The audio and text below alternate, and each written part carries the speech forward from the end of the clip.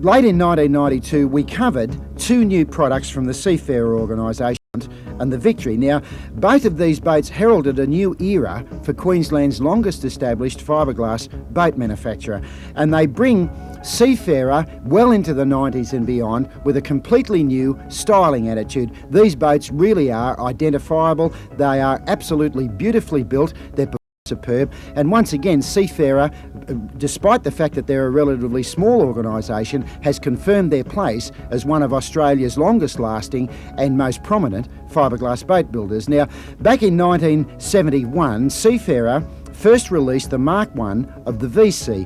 The V Sea has been one of the most popular fiberglass boats ever put on the market in Australia, which is well borne out by the fact that in the 22 years since its original release, 2 boats per week have been built, giving a total of around about 2,500 VCs on the water. Late in 1992, Lindsay decided to carry the new range of Seafarers into this most popular and has come out with the VC Mark IV, which is called the VC 5 metres.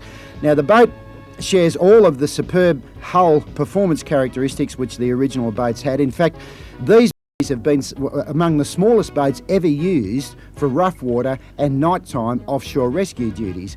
Their performance in rough water and on sandbars and in areas such as that has been so good that they've saved a lot of lives over the years. And there's no reason to believe that the VC 5 metre will be any worse than the other boats were. In fact, there's every reason to believe that the new VC will be substantially better. To give you some dimensions, her centreline length is 5 metres, her maximum beam is 2.14 metres, her overall height is 1.7 metres, which means that she will fit easily into the average carport. Her hull weight is 450 kilos. She has a very moderate dead rise angle on the bottom of the boat of 19 degrees. Maximum horsepower, again, a very moderate 90 horsepower, which is mounted, by the way, on an extended pod on the after end of the transom. Her load capacity is 6 adults. Her cockpit area is 45 square feet, and her overall length on the trailer, including the motor, is 6 metres. And again, an extremely compact unit to be fitted into backyards, garages or carports. Now, these boats, as I said, come up with a remarkable degree of overall performance. And the performance not only relates to their ability to ride smoothly in rough water in spite of the moderate V, but because of the moderate V, they are also extremely stable both at rest underway, regardless of what the water conditions may be. And because of this superb hull performance, VCs, as I said, have not only been used in rescue duties, but they're also extremely popular with the offshore fishing set. And they're the sort of boats that you can go out on a fine morning from Sydney or from any of the ports on the east coast, knowing that if you do get onto the fish and you happen to not watch the weather and get caught by bad weather, that the boat is going to get you home not only safely, but in relative comfort for its overall size. Now, the original VC had a concave foredeck, as we saw a little earlier. This boat changes that to a convex one. In other words, it's a bubble-type foredeck. Now, Lindsay's attitude to the way in which his boats are laid out is certainly borne out by the fact that he doesn't strive for maximum versatility. The under foredeck area, as we'll see in just a minute, is used for stowage than for accommodation, although it does, of course, represent an excellent shelter under there if you happen to strike rain.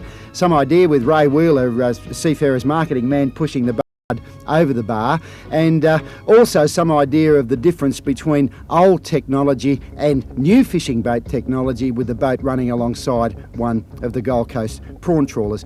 Now, as I said, these boats are superb for offshore fishing, and they combine that seaworthiness and basic safety and stability and ability with a compact size which allows them to be used and owned by a far wider range of people. Again, you can see the boat lifting her head to the seas there. She's extremely dry. There's plenty of flare on the top sides, and the spray chines are very powerful and effective, turning the spray away. So if you're going extremely hard and you're on the wrong quarter to the wind, you're not going to get wet. Again, something that adds to the overall comfort and pleasure of using the boat. Now, as I said, Lindsay is very definite about the way in which his boats are laid out, particularly the interiors, and the interior layouts are a result of many years of experience and feedback from owners.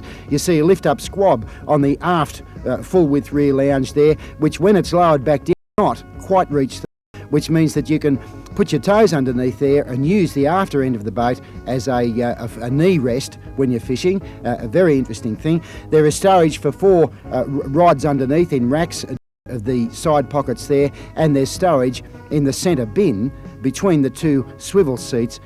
There's the under foredeck area with, again, plenty of stowage for whatever gear you may wish to carry, and the carpet continues all the way forward there. Not particularly difficult. Ray is a big bloke, he's about 6'3", to get in and out of that particular area. Again, thought to design detail is well demonstrated by the fact that the cleats down the sides of the boat are recessed. A superb new model, a very exciting new model from Seafarer, and one which I'm sure will win awards during 1993, Seafarer V Sea Mark IV.